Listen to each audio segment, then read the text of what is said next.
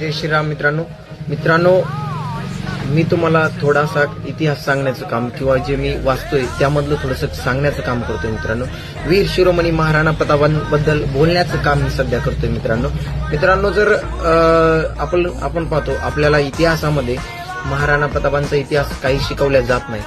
आपल्याला बाहेर परप्रांतीयांचा इतिहास जास्त शिकवला जातो. त्यांची पिढ्यानपिढ्याची माहिती आपल्या इतिहासामध्ये दिलेली जाते.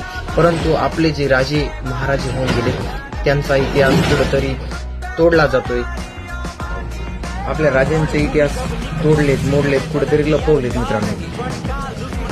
आपले राजे किती शूरवीर होते, किती त्यांनी युद्ध लढलेत, कोणत्या गोष्टीमध्ये त्यांचा विजय झालाय, कोणत्या युद्धात, असं काही सांगितलं जात नाही. आपल्या इतिहासच्या पुस्तकामध्ये सुद्धा मुघलांचं त्यांचं जास्त शिकवलं जातं, पण आपल्या राजांचं जास्त काही असं इतिहास शिकवलं जात नाही.